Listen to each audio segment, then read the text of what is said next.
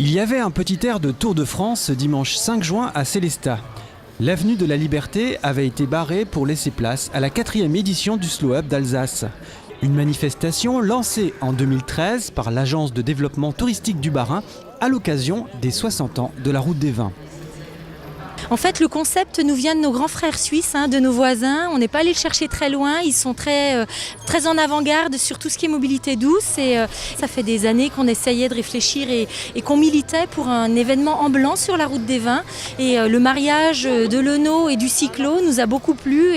Et du coup, le Slow Up est né en 2013 à l'occasion des 60 ans de la route des vins. Donc. Robert, 93 km, c'est pas le Pérou.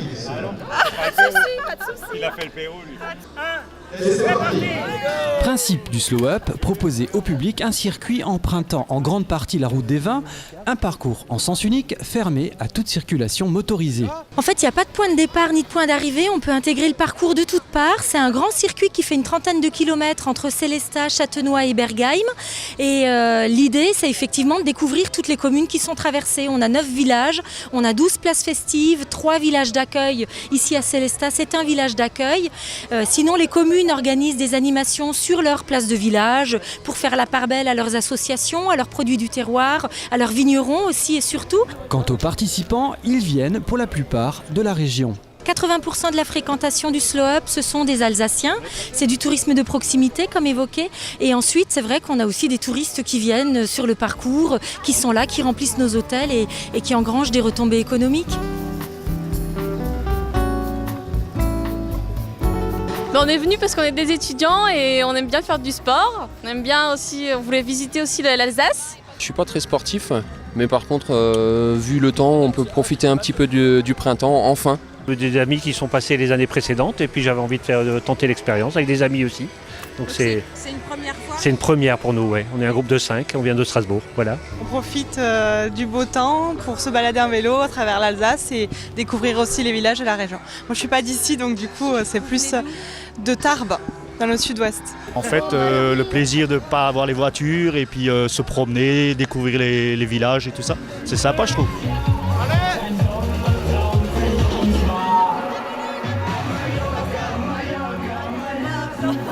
C'est bien, il y a beaucoup de monde. C'est pour passer un bon dimanche en famille, voilà. On prend le temps de bien regarder, de s'arrêter.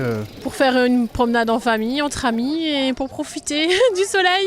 On profite qu'il n'y a pas de voiture sur la route, donc c'est agréable avec les enfants pour faire le tour. On aime bien ça.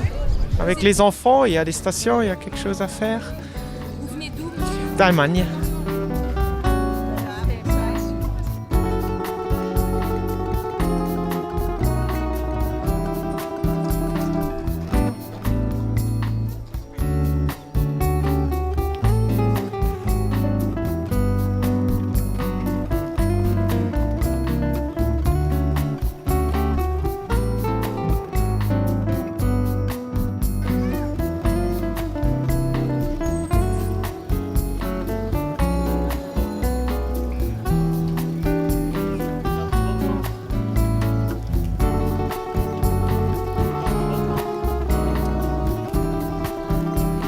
Selon les organisateurs, près de 37 000 personnes ont participé à cette 4e édition du Slow Up d'Alsace.